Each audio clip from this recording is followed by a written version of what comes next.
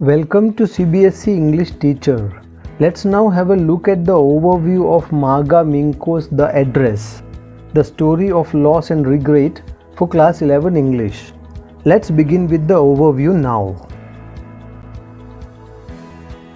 Introduction of the lesson. The story is about the human predicament that follows the pre-war and post-war period. Mrs. S, who was a Jew, was a rich lady, whereas Mrs. Darling was a non-Jew. The girl, daughter of Mrs. S, had lost her house and her mother during the war, and now she had decided to come back to take her possessions from Mrs. Darling, an acquaintance whose address was given by her mother years ago. When she reached the house, the woman treated her with a cold reception and did not let her into the house. She decided to go back anyway, and then she met her daughter, who let her in and told her to wait inside. When she saw all the possessions in front of her, she could not connect with them and finally decided to leave the house. Now let's look at the detailed summary of the lesson. The narrator, a young girl, knocked on a door and a lady opened it. She introduced herself as Mrs. S.'s daughter. The lady showed no sign of welcome. On the contrary, she held the door in a way to make it clear that the narrator was not welcome. For some time, she kept staring quietly at the narrator. So much so that the narrator felt that the woman was not the person she had been looking for. The narrator recalled having seen her briefly once years ago, but the woman soon stepped away from the door and let her in. The narrator noticed that she was wearing her mother's green knitted cardigan. The lady saw her looking at the cardigan and hid herself partially behind the door. When the narrator asked her about her mother, she said that she had thought that none of the people who had left during the war had come back.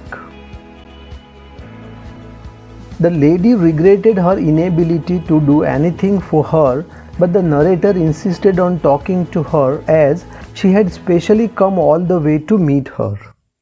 However, the lady refused to talk to her, and the narrator had no option but to leave.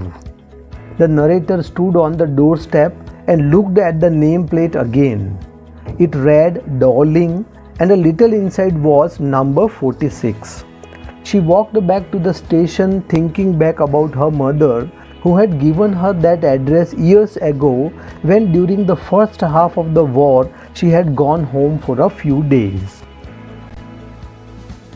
She had then at once realized that various things were missing. Her mother had then told her about Mrs. Darling, an old contact of hers. She visited her place regularly, and every time she went back, she took something home with her. These things included table silver, antique plates, large vases, and the crockery. She used to tell the narrator's mother that she wanted to save all her nice things in case they had to leave. The mother seemed to have nothing against her. However, the narrator was not convinced, but looking at her mother's disapproving looks, they did not discuss it again. The narrator, walking through familiar places for the first time since the war, reached the station. The sights evoked memories from a dear time. She recalled her first meeting with Mrs. Darling. It was just the day after her mother had talked about her. Her mother had introduced her. She had noticed the woman walk out with the heavy case. Her mother informed her that she lived in Marconi Street, number 46. She had asked her to remember that. Now the narrator had come after a long time. At first, after the war, she had not been interested in and was also afraid of going back. She was scared of facing the things that had belonged to her mother and that would remind her of the past that was no longer there. These things would have just evoked painful memories. But slowly and steady, everything became more normal again, and like the rest, the narrator had adjusted to her new life. Strangely, later she became curious whether all the belongings that they had left behind and would still be at that address. She felt the urge to see them, touch them, and recall the memories associated with them. After her first futile visit to Mrs. Darling's house, she decided to try a second time. This time, a girl of about 15 opened the door and led her in. Her mother was not at home. The narrator followed the girl along the passage. She noticed an old-fashioned iron Hanukkah candle holder that the narrator's family had never used, as it was much more bulky than a single candlestick. The girl led her to the living room. The narrator was dismayed. The room had things that she had wanted to see again, but which now seemed to have a strange, stressful effect. She could not place what the exact reason was. It could be because of the tasteless way everything was arranged, or because of the ugly furniture, or the humid smell in the room. She noticed the wooden tablecloth on which she recalled the burn mark that had never been repaired. The girl put cups on the tea table and poured tea from a white pot with a gold border on the lid. Then the girl opened a box and took some spoons out. The familiarity of all these things clouded the narrator's mind. These emotions were different than any other that she had known. The narrator complimented the young girl on the nice box. She laughed and said that her mother had told her that it was an antique. She said that they had lots of more antiques. She pointed round the room. The narrator noticed various things that brought back memories of the past. She remembered that as a child she had always liked the apple on the pewter plate. The young girl told the narrator that at one time they even ate in the plates hanging on the wall.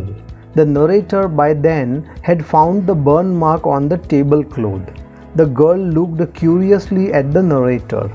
The narrator said that one gets so used to touching all lovely things in the house that one only notices when something is missing because it has to be repaired or because one has lent. She continued how her mother had once asked her to polish the silver, the spoons, forks, and knives. Before that, she had not even realized that the cutlery that they used for eating every day was made of silver.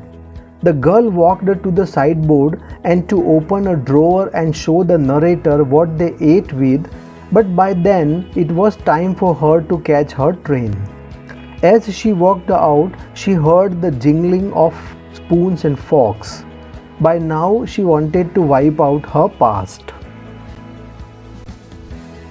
She realized that the objects that are associated in one's memory with the familiar life of earlier times at once lose their value when one is cut off from them. She did not need them in a small rented room where the scraps of papers that they used as blackout papers still hung along the windows, and no more than a handful of cutlery could fit in the narrow table drawer. She decided to forget the past and resolved to move on.